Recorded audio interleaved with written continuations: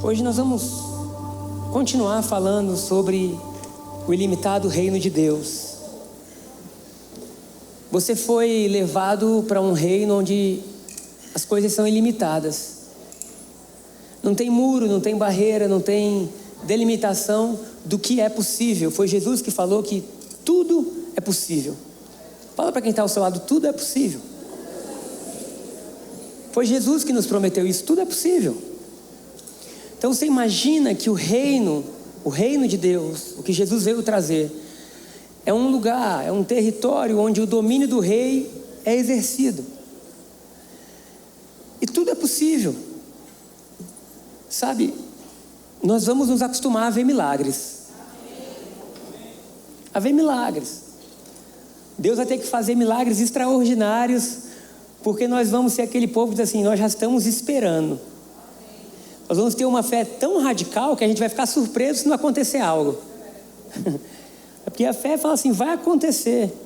E nós vamos ver em todos os âmbitos. Não estou falando só de cura física, ou não.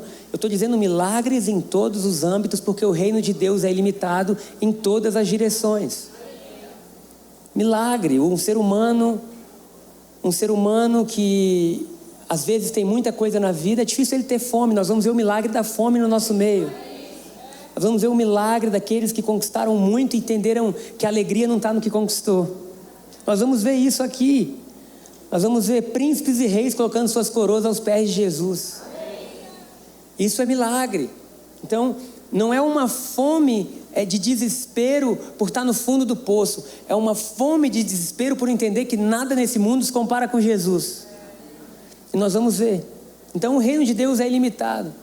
E para a gente entender um pouquinho do funcionamento desse reino, eu preciso começar dizendo que o reino de Deus é ilimitado em graça.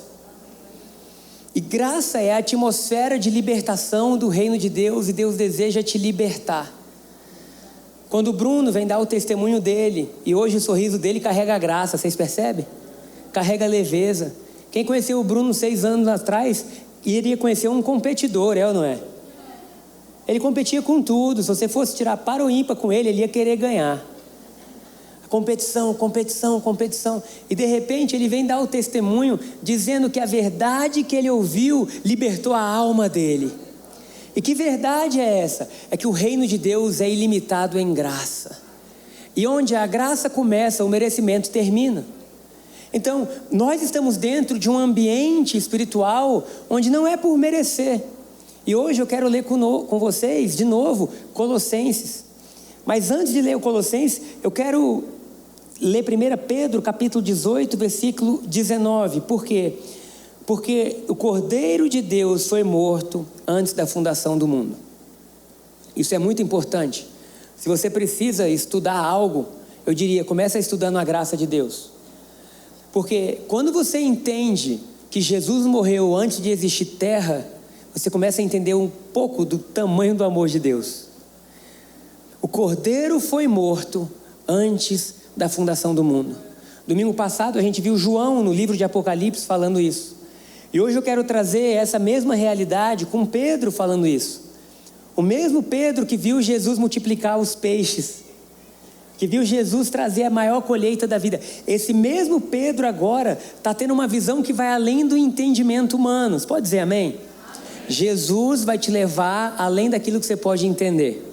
E olha o que Pedro coloca. 1 Pedro capítulo 1, versículo 18 e 19. Sabendo que não foi mediante coisas corruptíveis, como prata ou ouro, que fostes resgatados ou comprados do vosso fútil procedimento que vossos pais vos legaram. Ou seja, Pedro está dizendo que você foi comprado. Pedro está dizendo que alguém pagou um valor pela sua vida. Pedro está dizendo agora que não foi mediante nada que exista nesse mundo. Quando Pedro fala sobre prata e ouro, ele está dizendo dos metais que até então eram os mais preciosos. Então ele está dizendo, olha, quando nós fomos resgatados, a gente não foi resgatado com algo desse mundo. E nós fomos resgatados e comprados do nosso fútil procedimento, que herdamos dos nossos pais. Agora você imagina que alguém está pagando por você nesse estado fútil.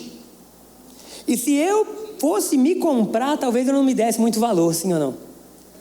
Talvez se os seus pais fossem pagar por você, talvez você não tivesse tanto valor. Agora, o que Pedro vai mostrar é uma incalculável graça que existe sobre o ser humano para que ele tenha uma vida diferente. E ele fala no versículo 19 assim: mas pelo precioso sangue, como de cordeiro sem defeito e sem mácula, o sangue de Cristo. Para um pouco aí. Você quer entender a graça? Você tem que entender que através da graça de Deus revelada em Jesus, o seu valor vale Cristo.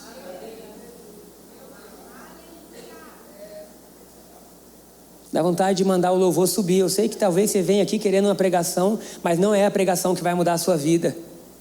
É a compreensão do que está sendo dito através das Escrituras, é a revelação. E de repente Pedro está escrevendo dizendo: você foi comprado não por prata ou ouro, porque se fosse prata ou ouro, o que você valeria? Prata e ouro, aquele valor. Mas Pedro fala: você foi comprado pelo precioso sangue de Jesus, sem mácula, sem defeito. Ou seja, para você entender o seu valor, você tem que se equiparar ao valor de Jesus. Ainda bem que é a Bíblia que está falando. Porque se eu falasse rápido, escolhe bem, Gabriel ou Jesus? A Shayla, minha esposa, falou: eu não teria dúvida. Tchau, Gabriel. Mas ninguém teria dúvida. Se eu falasse para você mesmo: escolhe rápido, você ou Jesus? Jesus, claro. Qualquer pessoa olharia o valor de Cristo e diria: não tem como comparar. Agora você imagina que Deus Pai, antes da fundação do mundo, e isso é graça, porque não foi algo que você fez ou algo que tem existido, foi antes de existir sol. Foi antes de existir sol. Como isso acontece? Eu não sei, porque a nossa mente racional está presa ao tempo. Mas antes de existir tempo, Deus colocou em uma balança você e Jesus e falou: eu amo Jesus. E por Jesus, coloca o Gabriel no mesmo nível. Isso é o cristianismo. É um escândalo. E você entende que não é porque você merece. Como foi falado na Páscoa, Barrabás, Gabriel. Gente, a gente se conhece. Quem teria a coragem de dizer? Quem teria a coragem de dizer assim: eu valho o sangue de Jesus? A sorte é que foi Deus que falou. E Deus falou por graça, de forma imerecida: eu amo tantos vocês, que antes de existir sol, vai existir sangue. Está no 20, vamos para o 20. Pode ir para o versículo 20, 1 Pedro. Conhecido com efeito antes da fundação do mundo. Quer dizer que o que nós pensamos que aconteceu 2000 anos atrás, numa sexta-feira em Jerusalém, não é o que de fato aconteceu. Porque em Jerusalém, numa sexta-feira chamada Sexta-feira da Paixão, na Páscoa, se manifestou o que tinha acontecido antes do mundo. O que quer dizer que a história um dia pôde receber o que tinha acontecido antes de haver. Então, numa sexta-feira, João, aos pés da cruz, pôde se ajoelhar e chorar por ver o Filho de Deus morrendo, mas aquilo era só a concretização material do que existiu antes, porque Pedro está dizendo: de alguma forma Deus abriu os meus olhos e eu vi que a cruz existiu antes de existir mundo. E que antes de existir haja luz, haja sol, existia um sangue sendo derramado. Por quem? Por mim e por você. Eu sei que foi pago um alto preço. Olha que coisa linda. Para que eu fosse um meu irmão. Entregou. Ele pensava em mim, pensava em nós. Como isso acontece? Eu não sei. Canta, Marco. Alguém canta, eu esqueci. Lado a lado trabalhando, tua igreja edificando, e rompendo as barreiras pelo amor. E na força do Espírito Santo, nós proclamamos aqui que pagaremos um preço de sermos um só coração no Senhor. E por mais que as trevas militem e nos tentem separar, com nossos olhos em Cristo, unidos iremos cantar. Nós dois cantando, hein? Você viu, Luísa? Então imagina, antes de existir mundo, a vida do Cordeiro estava entregue por amor, por mim, por você. Então nada que acontece no espaço de tempo pode anular o que aconteceu antes do tempo. Ou seja, o sangue estava lá, e aí Pedro está dizendo: vocês acham que a gente foi comprado com prata e ouro? Não, a gente foi comprado com algo muito maior, e isso é graça. Fala para quem está do seu lado: isso é graça. Ah, Jesus. Vamos ler de novo o versículo 20. Conhecido com efeito antes da fundação do mundo, porém manifestado no fim dos tempos. Por quê? Por amor de vós. Será que você pode respirar no seu lugar e agradecer o amor de Deus por você? Olha, manifestado no fim dos tempos, ou seja, aconteceu antes da fundação do mundo, foi manifestado no fim dos tempos por amor de vós. Então esse reino de Deus, ele é ilimitado em graça, porque o que sustenta o reino é o sangue de Jesus. Aleluia! E ali as nossas vestes são limpas, ali o nosso passado é perdoado, ali nós recebemos um sorriso de novo. Por causa desse sangue, nós temos acesso até o trono de Deus. Tanta coisa para falar sobre o sangue. O sangue é tão forte que Jesus falou: quando eu for, vocês vão participar da Santa Ceia em memória de mim. Por quê? Porque agora no reino não é mais o seu sangue, é o sangue de Jesus em você. Os dois se tornam um só espírito. É por isso que Paulo, no livro do Corinto, fala: cuidado com o que vocês fazem com o corpo, cuidado com quem vocês se deitam, cuidado, porque desde aquela época parecia que as coisas não tinham problema, mas Paulo está dizendo como você pode pegar o corpo de Cristo e fazer qualquer coisa com ele. Meu Deus! Então glória a Deus por isso, fomos comprados. E porque fomos comprados, recebemos a vida eterna. Essa vida eterna também é graça. Tito capítulo 1, versículo 2. Vai dizer: na esperança da vida eterna. Quantos têm esperança nessa vida? Não só o que vai acontecer quando não estivermos aqui, mas o que está acontecendo agora. A vida eterna não é o bilhete para os céus, amém? A vida eterna é a qualidade e a natureza completa da vida de Deus em você. E isso está acontecendo agora e não vai parar de aumentar. Aleluia! Então, na esperança da vida eterna, que o Deus que não pode mentir, diz amém. Deus não pode mentir, e Ele prometeu antes dos tempos eternos. Minha cabeça já parou, porque para a gente tempo tem início, meio e fim, e eternidade é vida fora do tempo. Mas Deus é tão maior que a gente que Ele fala que tem tempo que é eterno. Deixa para lá. Vamos para o ponto 2. Aleluia.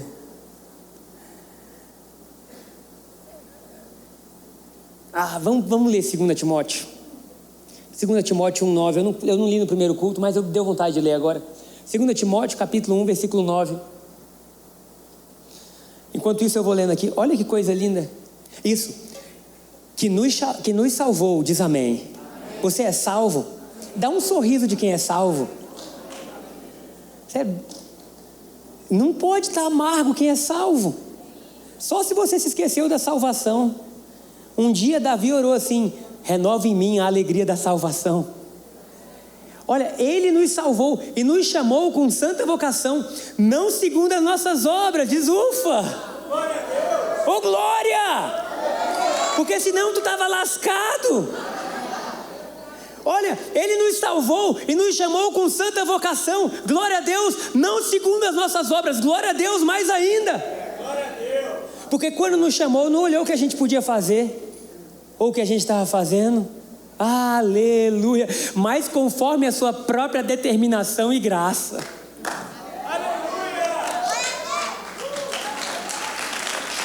O que quer dizer que a salvação e o seu chamado, Deus não fez olhando para você, fez olhando para Ele. Meu Deus, gente. Meu Deus. Foi mal, eu estou muito animado para ser normal. Eu estou animado com o reino de Deus. Porque Ele fala, olha, mas conforme a sua própria determinação. Você já imaginou o que é Deus dizer que é determinado? Determinação pode ser com coisas que Ele previamente já tinha estabelecido. Enfim. E graça que nos foi dada em Cristo. Se você quer entender a graça, você tem que entender Cristo. Graça não é uma teologia, graça é uma pessoa chamada Jesus. Graça não é uma pregação de domingo. Se for uma pregação de domingo, você pode estragar, mas se for Jesus, vai viver em você e vai te transformar. Se a graça é uma mensagem, pode ser poluída. E Paulo falou, se um anjo vier anunciar uma nova graça, não aceita. Porque a graça não é só uma mensagem, é uma pessoa. Meu Deus, vamos lá. Essa determinação e graça que nos foi dada em Cristo, antes dos tempos eternos. Não é Tito, a gente está lendo Timóteo agora. E Paulo está falando para o filho dele na fé, dizendo, Timóteo, descansa. Não leva as coisas tão a sério. Porque tudo que nos foi dado, não foi nos dado de acordo com as nossas próprias obras. Ele determinou, foi por graça, foi em Cristo, antes dos tempos eternos. Há um chamado, há uma vocação e há dons para a sua vida que foram estabelecidos antes de você ser no ventre da sua mãe.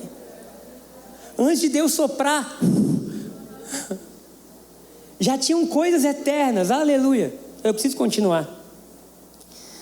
Ou seja, a graça não começou na cruz, ela foi planejada antes do tempo, mas revelada no tempo. A graça é revelada na cruz, mas antecede a existência. Meu Deus. Então vamos lá, o segundo ponto de hoje, o reino de Deus é ilimitado em mistério. Fala para quem está do seu lado assim, mistério. Mas me ajuda, fala de forma misteriosa. Não fala como quem está com preguiça. É mistério. Porque imagina que esse reino de Deus é limitado em mistério. É ou não é? Ele é ilimitado em surpreender a gente. Ele é ilimitado em quebrar a nossa coerência humana. Ele é ilimitado em botar Nabucodonosor de joelho dizendo, você acha que entende alguma coisa? Quando Nabucodonosor falou, eu sou como Deus, você é o quê? Você é o quê? Só há uma pessoa que pode acreditar que é como Deus, quem se revestiu de Cristo. A gente acabou de ler. Quem entende que o valor que tem agora foi recebido de joelhos e por rendição. E Nabucodonosor teve um reino muito grande, ele falou, eu sou como Deus. Deus logo falou, deixa eu te mostrar quem é Deus. Então o reino de Deus é ilimitado em mistério que nos surpreende. E eu quero ler com vocês Colossenses capítulo 1, versículo 15 e 16, depois 19 e 20. Esta é a imagem do Deus invisível, quem? Cristo. Então imagina que Jesus é a perfeita imagem de quem? De Deus. Jesus então, ele é o primogênito de toda a criação e ele é a imagem de Deus. Se você quiser encontrar Deus, tem que achar Jesus. Mas eu quero ver a aurora boreal, vai. Mas não adora porque não é Deus. Eu quero estudar as estrelas, olha quão grande Deus mandou Abraão olhar para as estrelas, mas nunca foi Abraão, se encanta, não foi Abraão, olha as estrelas, porque eu estou te prometendo, as estrelas são só um sinal da minha grandeza. Então veja, Jesus amado, tudo que você estudar demais, vai te levar à rendição de quem Deus é. Estuda o corpo humano e vê tanta coisa que está acontecendo aqui.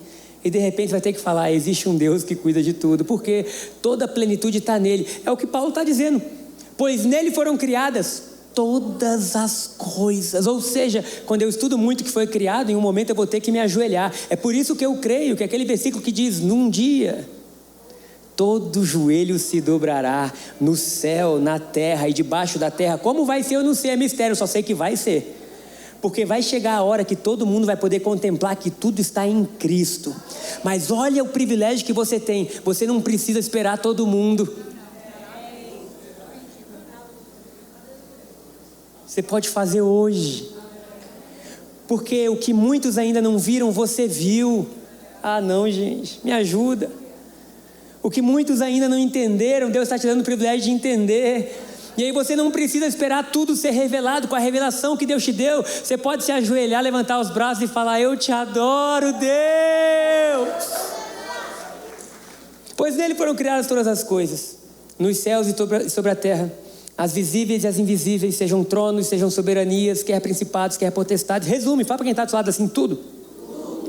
Fala de novo: tudo. E tudo foi criado por meio dele e para ele.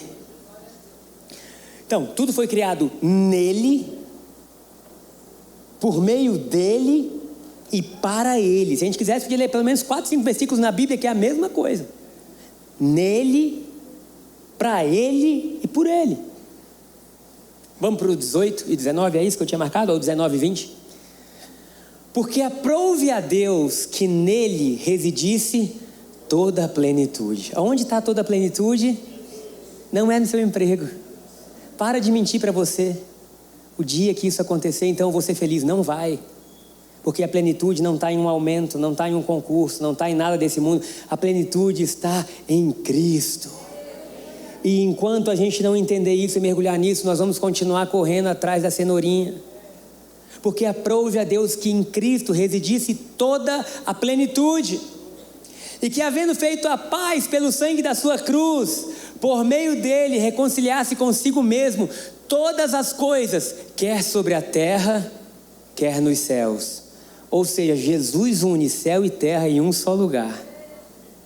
Agora você imagina que Paulo, e aqui a gente já está chegando ao fim, não vai dar para falar os últimos 2 pontos, mas que Paulo, ele fala o seguinte: vocês estão malucos, bobos, perdidos, cegos? Por quê? Porque as pessoas estavam dizendo assim: eu fui batizado por Paulo, e eu fui batizado por Pedro, e alguém devia estar dizendo: eu fui batizado por Filipe, que foi trasladado. E entre eles estava tendo disputa para ver quem que tinha batizado eles nas águas. E Paulo está dizendo: vocês ainda não entenderam que quem é Paulo, quem é Pedro, quem é João, quem é Filipe, vocês não estão em nenhum de nós, vocês estão em Cristo, e Cristo está em vocês. E a partir do momento que vocês pensam que alguém, um pastor ou uma igreja, é algo sobrenatural, vocês esqueceram que o autor de tudo, que sustenta tudo, e que tudo foi feito para ele, está em vocês. Como que vocês podem competir para entender quem foi batizado pelo mais ungido, ou quem é o mais ungido, sendo que o ungido está em vocês? E aí Colossenses capítulo 1, versículo 27, para finalizar a questão do mistério. Porque olha que coisa louca. Cristo fez tudo, sustenta tudo, tudo é por Ele e para Ele. E ele bota assim: aos quais Deus quis dar a conhecer qual seja a riqueza da glória deste mistério entre os gentios, ou seja, entre aqueles que nem eram de Israel. Isto é, Cristo em vós, a esperança da glória. O Criador de tudo, que tudo sustenta, que tudo fez, que tudo faz, agora está dentro de você. O que quer dizer, em outras palavras, vamos viajar um pouco, que se o universo está dentro dele e ele está dentro de você,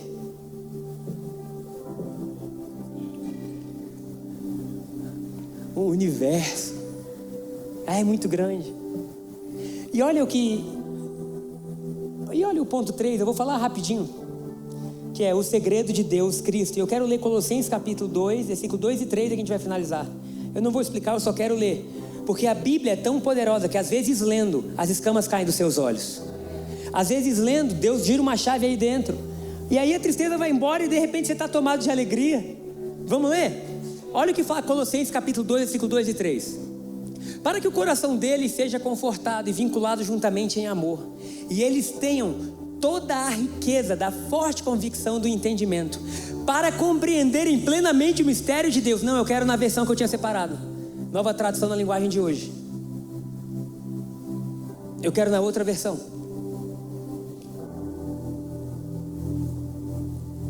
Quando aparecer, vocês me...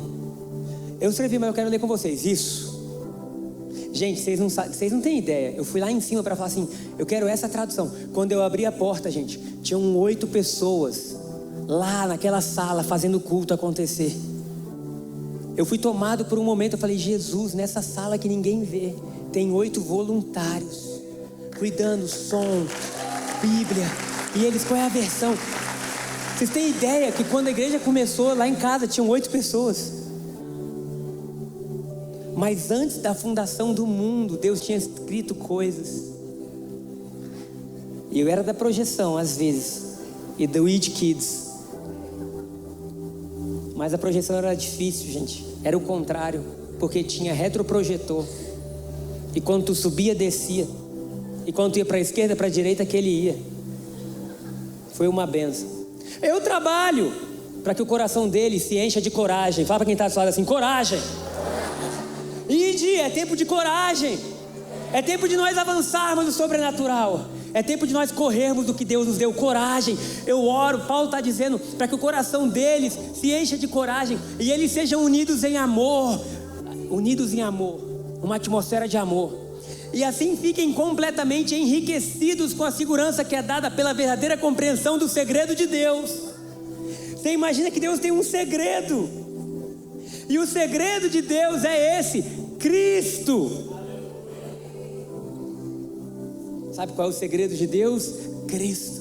Quando você fala assim, pai, eu quero conhecer os segredos do teu coração, ele sopra, Cristo. Pai, eu quero conhecer as batidas do seu coração, Cristo. E olha o versículo 3, esse Cristo é a chave que abre todos os tesouros escondidos do conhecimento e da sabedoria que vem de Deus.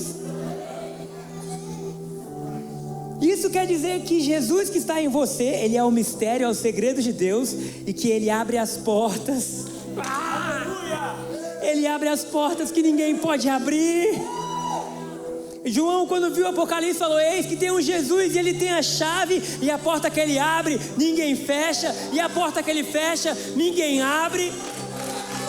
E agora Paulo está escrevendo para a igreja de Colosso, que queria encontros sobrenaturais, que tinha fome, e estavam tentando estudar tudo que existia, e Paulo fala, não precisa estudar tudo que existe, porque existe uma chave só, e é Jesus. E se Jesus está em você, a chave está aí. Ah, fica em pé, vamos louvar. Será que você pode aplaudir Jesus mais uma vez?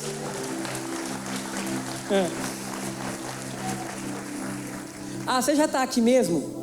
Eu vou falar só mais uma coisa. Um dia Salomão pediu a Deus assim. Um dia Salomão pediu a Deus assim. Davi morreu, o maior rei de Israel até então. Salomão está no alto, onde faziam as adorações, e ele dorme, e Deus aparece para Salomão, e Deus aparece para Salomão, já imaginou isso? E Deus fala assim, Salomão, fala para mim o que você quer. E ele ora assim, eu sou jovem, eu não sei muito bem como decidir, me dá um coração sábio para eu abençoar o povo, me dá entendimento, para que no meu reino as pessoas vivam bem. E Salomão não pensou nele, Salomão pensou em Israel. E ele falou, meu pai foi um grande homem, agora eu estou com essa responsabilidade, me dá sabedoria. E aquilo agradou a Deus. Deus falou assim, e eu dei a Salomão sabedoria como a nenhum outro homem. E no reino de Salomão, a Bíblia fala que a prata não tinha mais valor nenhum, porque o povo que vivia naquele reino prosperou tanto que a vida mudou. E um dia veio Jesus, e ele fala assim, aqui está quem é muito maior que Salomão. E a gente lê um versículo dizendo que Jesus é a chave que abre os tesouros da sabedoria e do entendimento de Deus. O que quer dizer que nós, como esses templos do Espírito Santo, vamos receber ideias novas, vamos receber um download de sabedoria do céu, porque você tem a chave. Irmão, mas se você tiver a chave e não usar, não adianta muito. Mas eu quero orar por nós, coragem, para dizer Jesus, Jesus, Jesus, Jesus, Jesus. Eu quero a chave para mudar as crianças, Jesus. Eu quero a chave, Jesus. Pai, obrigado. Obrigado. Vamos adorar Jesus nessa hora. Se o time profético estiver aí, eu não sei se está. Você pode vir aqui à frente do time profético. Caso você queira sair do seu lugar, receber uma oração, vem. Mas nós não vamos terminar esse culto sem entregar a Deus uma adoração equivalente ao que a gente ouviu.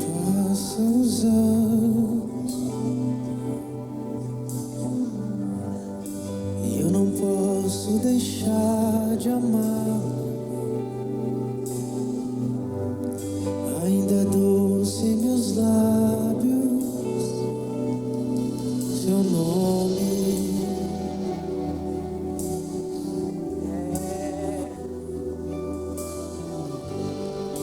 Sua eterna beleza fascina os meus dias. Ainda é doce em meus lábios seu nome.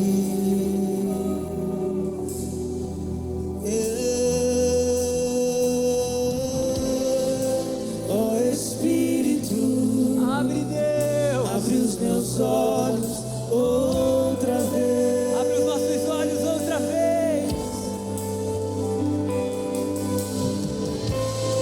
Eu quero ver a beleza de Deus no Filho.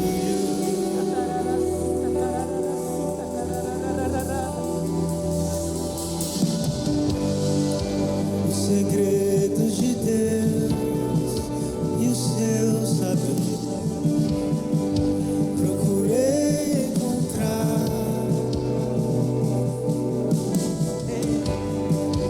Persegui sua glória. Achei um filho. Achei um filho. Quantos acharam um filho nessa manhã?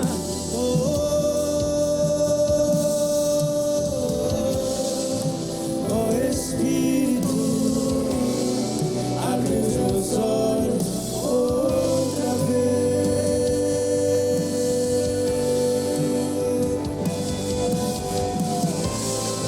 Eu quero ver a beleza de Deus no Filho.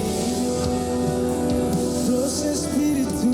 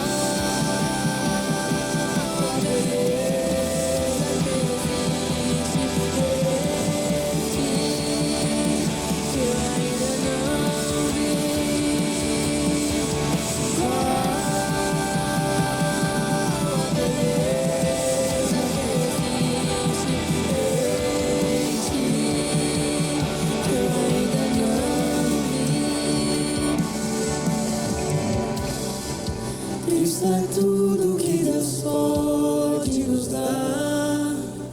Cristo, Cristo.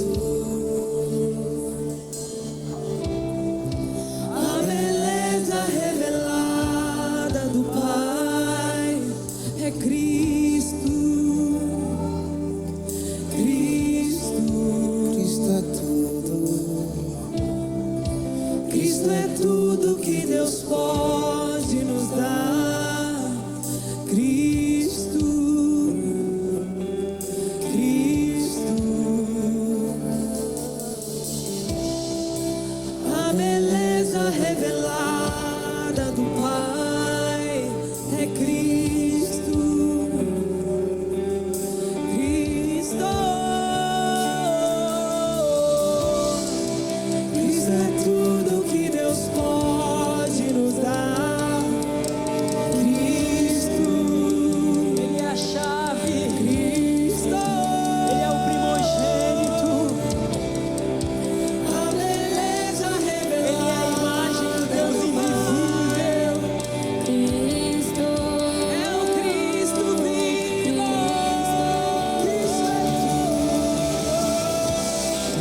Cristo é tudo que Deus pode nos dar. Cristo,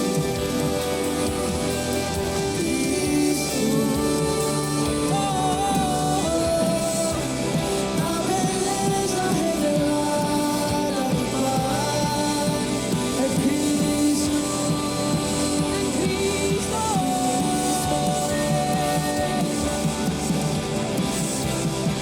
Cristo. Cristo é tudo que Deus pode nos dar. Cristo,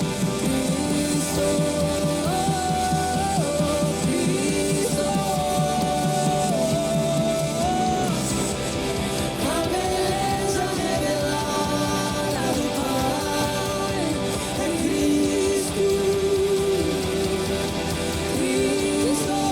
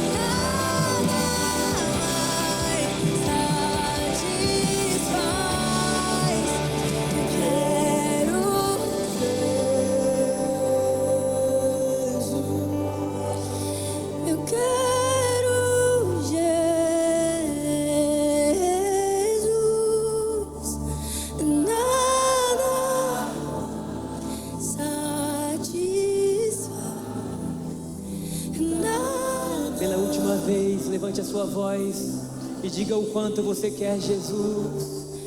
eu quero Jesus. Eu quero Jesus. Nada mais. Nada mais.